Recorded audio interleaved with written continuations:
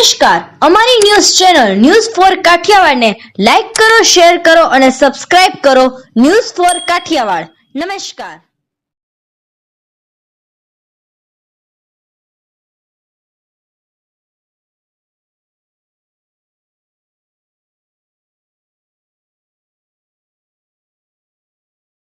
દિવ્યાંગોની સેવા કરનાર સાંપ્રત સંસ્થાને ગાર્ડિયન એન્જલ એવોર્ડ અર્પણ.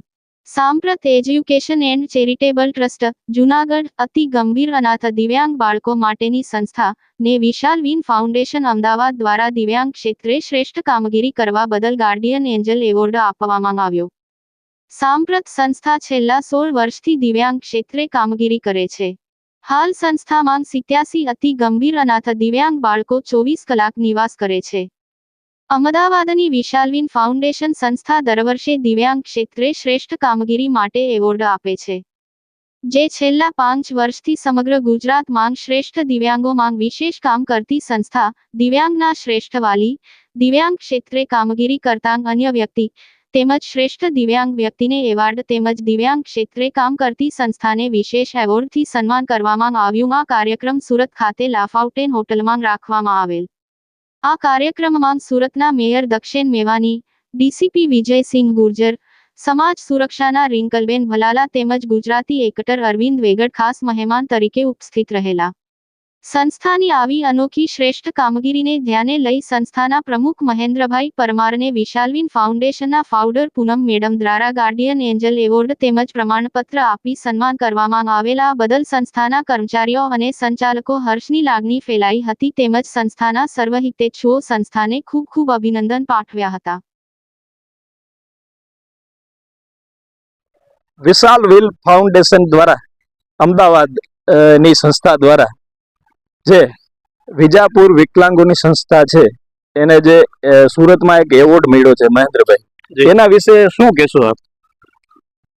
આમ આપણી સંસ્થાને સરકાર દ્વારા અને અલગ અલગ સંસ્થાઓ દ્વારા ઘણા સન્માન પત્રો અને એવોર્ડ મળેલા છે, પણ અમદાવાદની વિશાલ વિન નામની એક સંસ્થા છે. એ સંસ્થા દર વર્ષે છેલ્લા 5 વર્ષથી જે સારું કામગીરી કરતા હોય, દિવ્યાંગ ક્ષેત્રે કામ કરતા હોય, એમાં અલગ અલગ જાહેરાત કરી અને આખા ગુજરાતમાંથી અરજીઓ મગાવે છે. એમાંથી જે સારું કામ કરતા હોય એમને પસંદગી કરી અને એક કાર્યક્રમ રાખી અને સન્માનપત્ર અને એવોર્ડ આપવામાં આવે છે.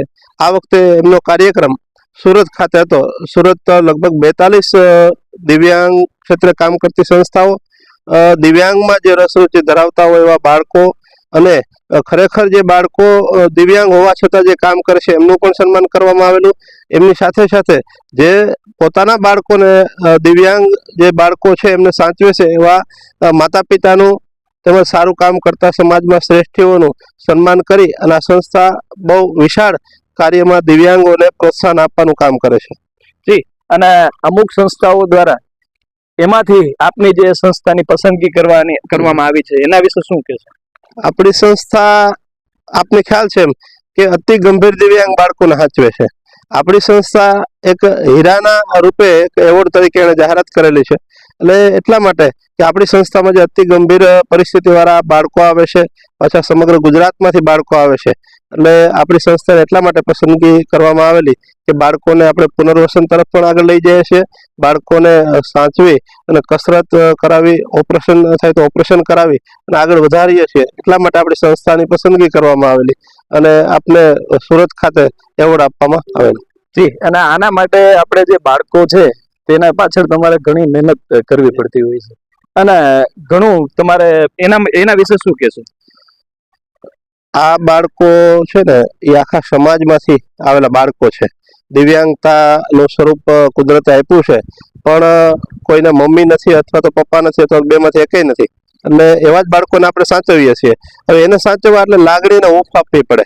આ બાળકોને સાચવવા માટે વધારે કેરટેકર એટલે માણસોની જરૂર પડે, કારણ કે બધા ટોયલેટ પેશાબ એમાં કરતા હોય, એમને ટાઈમે ટાઈમે જમાડવા, હોસ્પિટલાઇઝ કરવા, એટલે બધી જરૂરિયાતો આપણે સંતોષવાની. એ દિવ્યાંગ છે એટલે એની શરીરે જેવડી ક્ષમતા છે એમાં કેમ સુધારો થાય એવા સતત અમારા પ્રયત્નોથી આ સંસ્થામાં હોસ્પિટલની પણ સુવિધા છે, ફિઝિયોથેરાપીની પણ સુવિધા છે ટ્રેનિંગ શિક્ષકો જે છે એ પણ બાળકોને ભણાવે છે, જેથી કરીને સતત દિવ્યાંગો સામાન્ય પ્રવાહમાં કેમ આગળ વધે એવા સતત અમારા પ્રયત્નો છે. આ બાળકોના આશીર્વાદનું પરિણામ હોય એવું આપને લાગે છે? આમ તો છે ને, આ સંસ્થા ચાલુ થઈ ત્યારે કોઈ કલ્પના નહોતી કે આવડું મોટું સ્વરૂપ લેશે. કારણ કે સમાજમાં અત્યારે જે દિવ્યાંગો છે એમને ક્યાંક ને ક્યાંક તિરસ્કારના રૂપમાં જે જન્મે છે એટલે છૂટાછેડાના કેસ થાય છે, અથવા તો ક્યાંક ને ક્યાંક રૂપે એકલા પડી જાય છે.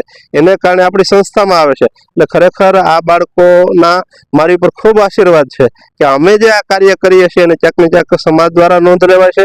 સમાજની સારી સંસ્થાઓ અમને બોલાવીને સન્માન કરે છે.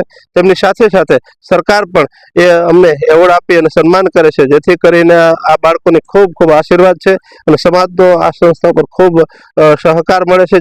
એના કારણે આપણે આ સંસ્થાના બાળકો છે એમને સારી રીતે સાચવી શકીએ છીએ.